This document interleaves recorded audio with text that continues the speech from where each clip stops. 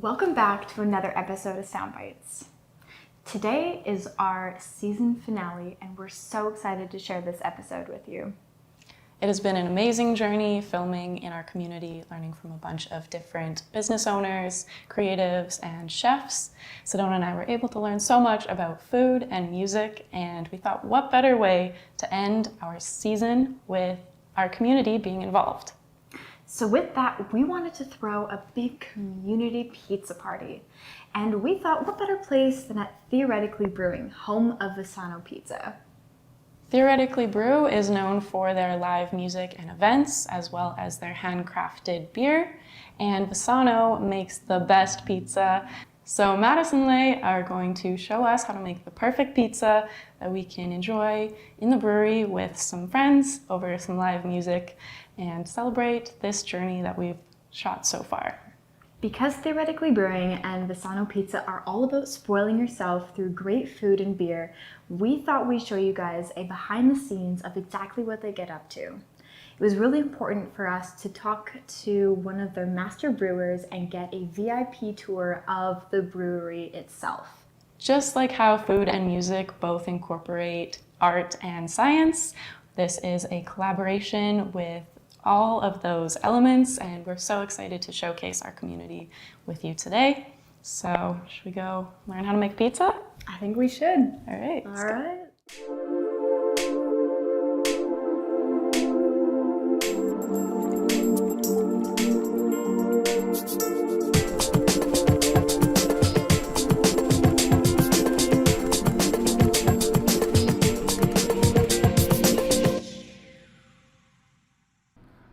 Welcome everyone. Today we are at Vesano Pizza. Lay and I own Vesano Pizza. It's inside Theoretically Brewing here in Lethbridge on 2nd Avenue. And we will show today, Demi and Sedona, a couple of things, how to prep a pizza, how to make a pizza, and hopefully have some fun as well. All right, we'll start first with prepping. That's always the first step in the kitchen. So we'll cut some mushrooms, and afterwards we'll start stretching some pizzas, put some ingredients on the pizza, and bake them in the oven.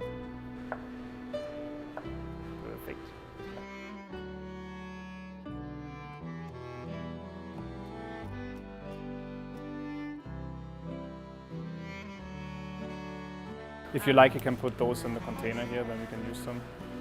That's perfect. Fantastic, thank you. I'll leave them on the side here. Those will be your mushrooms then in a minute. So what you do when you stretch the dough, we have like all the pizza doughs in containers like this. We let our dough rest normally for at least 24 hours. That one gives it the best consistency basically, and it makes sure that the pizza rises properly in the oven. When you take it out of the dough tray, you just go in with like a dough scraper and go really quick so it doesn't get stuck to the peel. And then you just kind of like turn the pizza around, stretch it on both sides.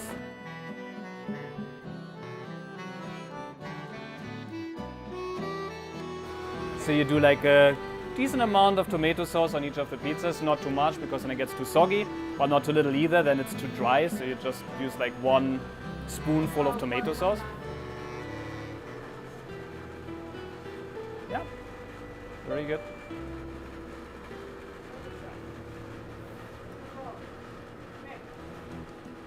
Next we start putting cheese on there. First we always put a little bit of Parmesan cheese.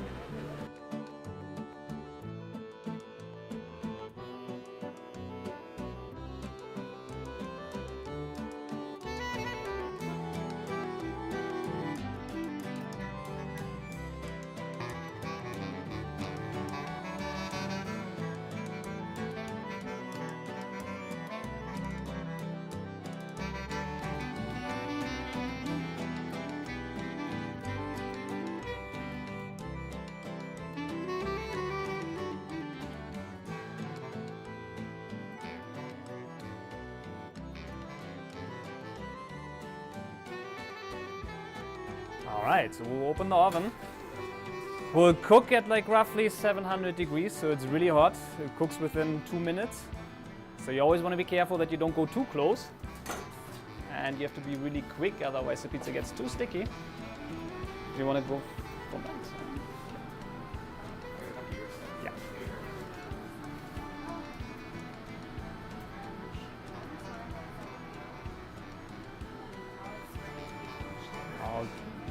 Exactly, and I'll do a quick launch in the oven. And let it sit for a while, like the first 30 seconds, just so that the pizza gets a bit denser and starts rising up. And you will see it slowly coming up like the rim on the side, so slowly the air pockets are coming up.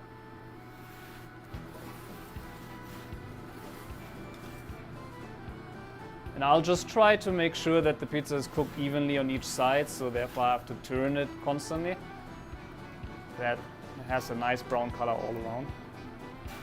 At the same time, you always check underneath as well to make sure you get like nice little leopard spots, they're called, underneath. So it's like those nice little dots which you see underneath. If you cook at the high temperature, it really only takes like 2, maximum 3 minutes.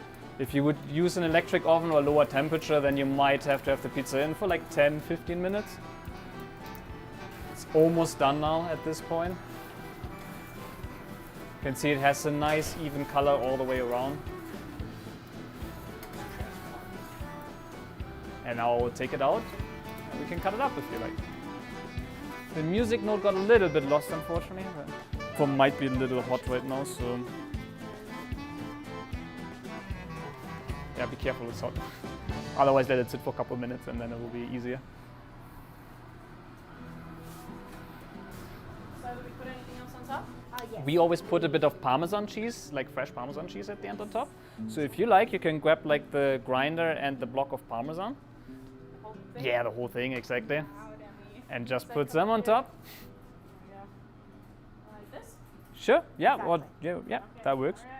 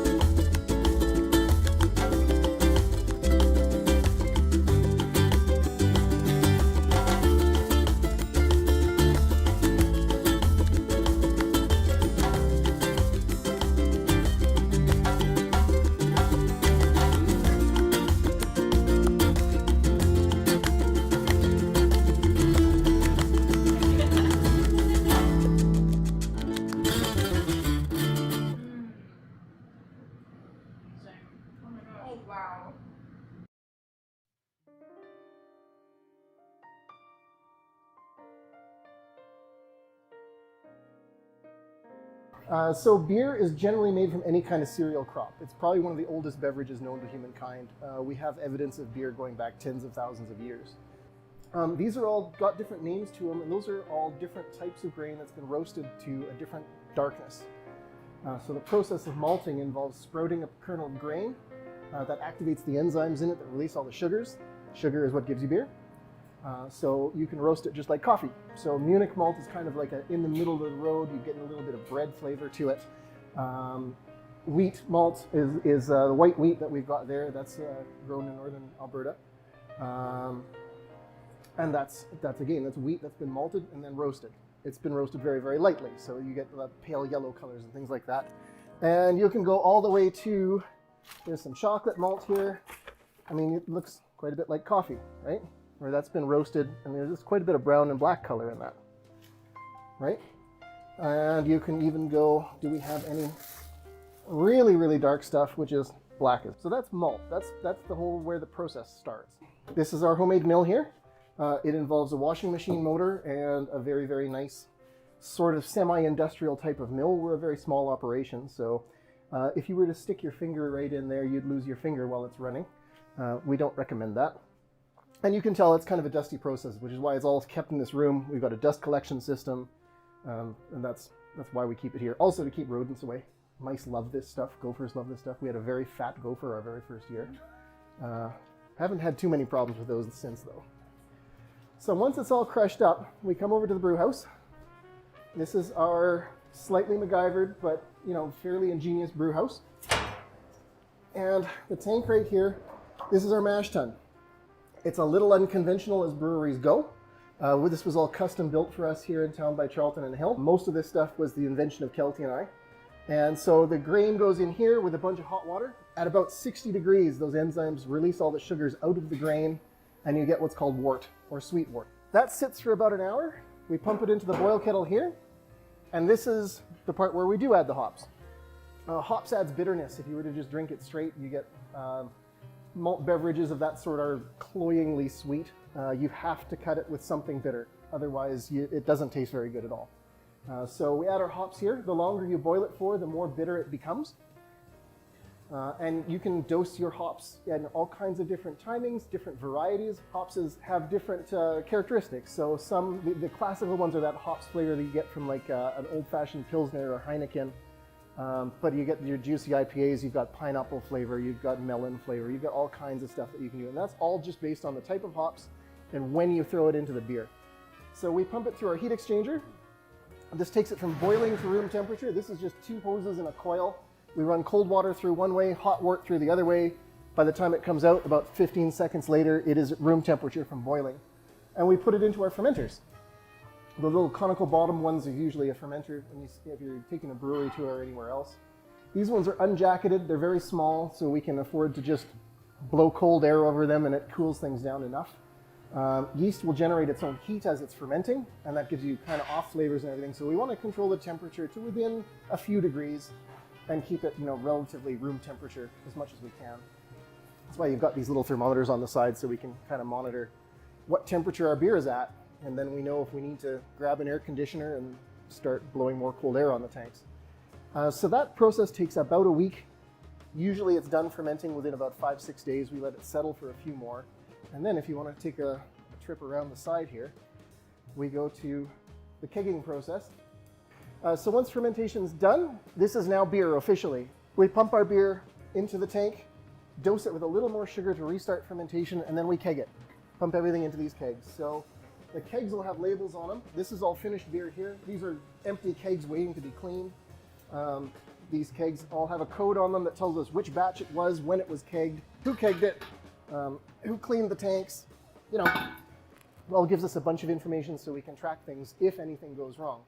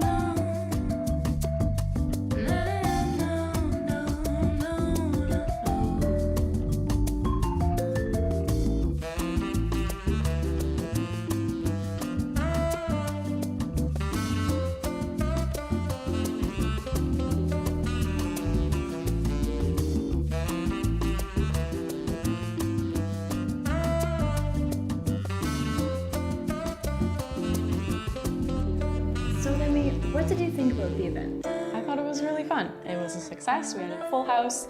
A bunch of people from our community, a lot of our friends and family got to come together and celebrate pizza, food, beer, all that good stuff. And we got to showcase some bloopers, some behind the scenes of our show. Got a couple laughs, so that was really fun. How about you, Sedona? How did you enjoy the event? I thought the event was really fun. I really enjoyed listening to Danika's voice. It's always such a pleasure listening to her sing, and I'm so glad she was able to provide us with some live entertainment that evening. Yeah, it was a well-deserved celebration to all of our hard work on this journey, and it's been such a pleasure to work on this show with you and with everyone in our community. We would like to take a moment to thank you as our audience for spending this journey with us and taking the time to watch our community, our beloved Lethbridge. And to say thank you, we would like to end our series with a blooper reel. So enjoy all those little bits and bites, and thanks for tuning in. Bye! Bye. Cut.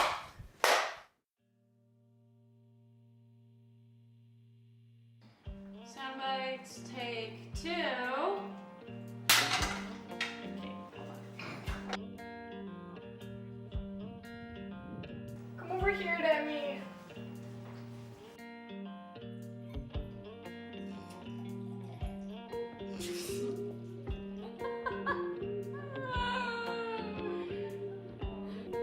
Flop down. Oh. Whoa. Share about how you kind of got into the whole farming practice and how. Oh my God.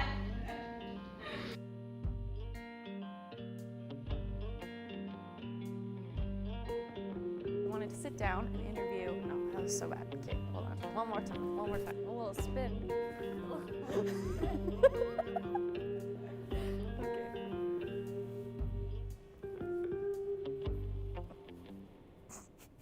Okay, so that's all of our prep. We did it!